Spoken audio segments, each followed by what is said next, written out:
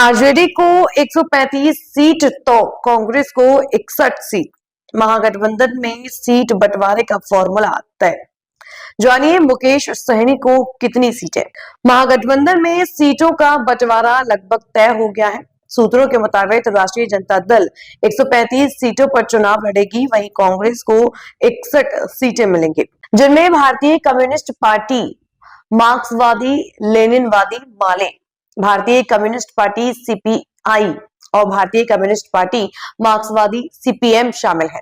को कुल 31 सीटें दी गई। बिहार विधानसभा चुनाव के लिए महागठबंधन में सीट बंटवारे को लेकर फंसा पेच अब सुलझता दिख रहा है। सूत्रों के मुताबिक महागठबंधन में सीट शेयरिंग फाइनल हो गई है। आरजेडी को 135, कांग्रेस को 61, बीआईपी को 16 और वामपंथी दलों को 31 सीटें मिली हैं। हालांकि कुछ सीटों पर आरजेडी और कांग्रेस के बीच अधिकार को लेकर अभी भी विवाद बना हुआ है। इसके चलते सहमति नहीं बन पाई है। तेजस्वी यादव के दिल्ली से लौटने के बाद यह तस्वीर साफ हुई है, लेकिन कुछ सीटों पर कौन लड़ेगा ये अभी तय नहीं है। सूत्रों के मुताबिक मुकेश सहनी की बीआईपी को कुल 16 सीटें दी गई, जिनमें से आधे से अधिक पर कांग्रेस और आरजेडी के उम्मीदवार चुनाव लड़ेंगे, लेकिन चुनाव चिन्ह बीआईपी का होगा। उप मुख्यमंत्री के नाम पर भी सहमति नहीं बन पाई है और यह फैसला चुनाव के बाद लिया जाएगा। तेजस्वी यादव ही महागठबंधन के चेहरे होंगे और उनके नेतृत्व में चुनाव लड़ा जाएगा।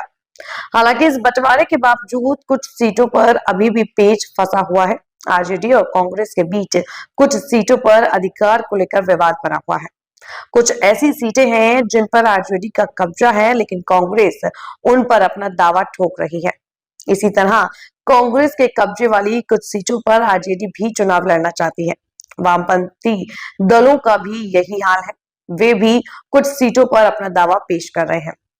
दिल्ली में हुई महागठबंधन की बैठक में कांग्रेस के राष्ट्रीय अध्यक्ष खड़गे और पूर्व अध्यक्ष राहुल गांधी शामिल नहीं हुए। माना जा रहा है कि राहुल गांधी ने तेजस्वी यादव से फोन पर बात की हो। तेजस्वी यादव की मुलाकात कांग्रेस नेता वेणुगोपाल से जरूर हुई है।